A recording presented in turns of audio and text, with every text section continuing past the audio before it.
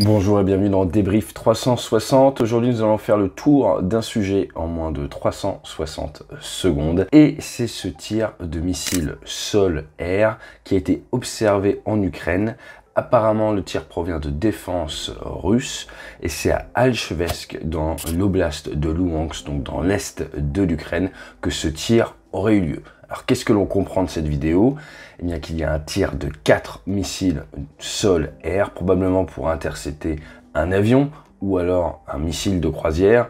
Et le quatrième missile n'a pas fonctionné correctement, fait un demi-tour, une sorte de boomerang et revient s'écraser au sol, probablement très proche du lanceur. Alors, quel est ce matériel? C'est probablement du Buck, du SA-11, donc c'est la nouvelle version en fait du SA-6 Gainful. C'est du système sol-air, non pas très courte portée, non pas très longue portée, mais entre les deux, moyenne portée. On est sur plusieurs dizaines de kilomètres et des vitesses d'interception qui sont quand même très rapides, de l'ordre de Mach 3, Mach 4 et des portées d'environ une quarantaine de kilomètres. À savoir que le SA-11 n'est pas le système le plus moderne. Vous avez le SA-17 maintenant également qui le remplace. Et vous avez encore des versions encore plus modernes qui traînent, mais qui n'ont pas trop été observées ces derniers temps en Ukraine. Alors à quoi servent ces systèmes solaires? Eh bien, soit à faire de la défense de points, soit à faire de la défense de zone.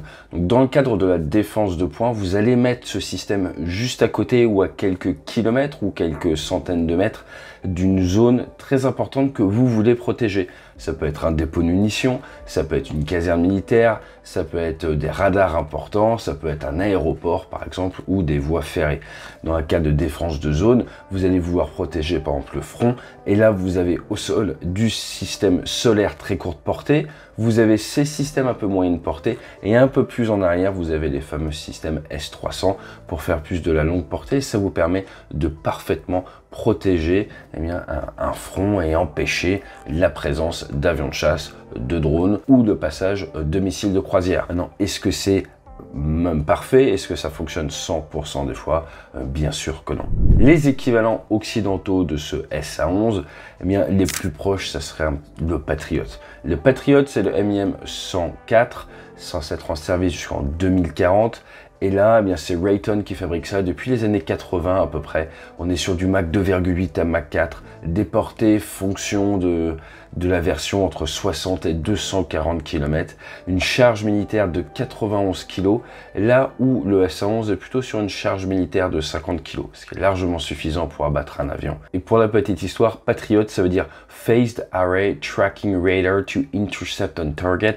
Donc ça veut dire quelque chose, c'est un petit acronyme pour dire poursuite en antenne active pour interception de cible.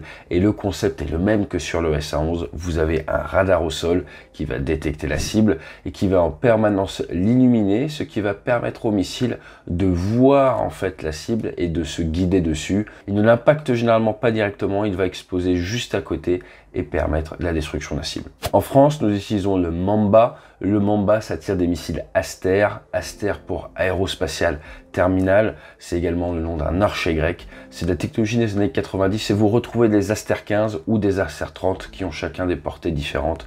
Donc avec les Mamba qui sont des lanceurs sol, actuellement déployés en Roumanie, mais également sur les bateaux de la Marine nationale. Alors est-ce que c'est la première fois que l'on voit un missile comme ça solaire ne pas fonctionner? Eh bien, absolument pas.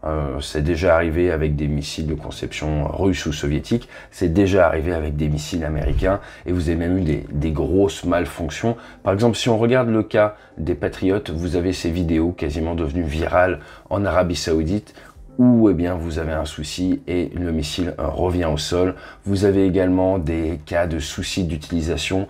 Par exemple, le 25 février 91 à Dhahran, il y a 28 militaires américains qui ont été tués parce que le système Patriot était en marche depuis plus de 100 heures, ce qui a créé un décalage au niveau du logiciel. Et les missiles sont partis pour intercepter des Scud irakiens et ils ont eu plus de 600 mètres d'erreur à cause d'un souci logiciel. De manière générale, les statistiques américaines parlent de 40 à 70% de réussite pour ce qui est de l'interception des Patriotes, ce qui vous amène à comprendre pourquoi une salve de 4, comme ça, SA-11 a été tiré.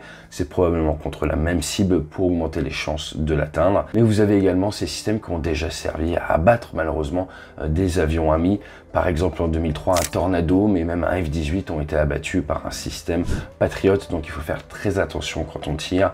Alors au final, qu'est-ce qui a pu se passer dans ce cas-là? On a entendu parler de brouillage. C'est peu probable que ce soit du brouillage, ça arrive trop tôt. C'est plutôt un défaut au niveau du missile en lui-même ou un défaut au niveau de ses ailettes, un défaut de stockage, un défaut quand on installe le missile. Tout simplement sur son lanceur. Donc le brouillage est très peu probable dans ce cas-là. Je vous dis à la prochaine et d'ici là, petite question du jour. Dans quel cas est-ce que l'on doit dire Mayday, Mayday, Mayday et dans quel cas est-ce que l'on doit dire panne, panne, panne à la radio? Et je vous dis rendez-vous demain sur la chaîne pour avoir la réponse. Fly safe.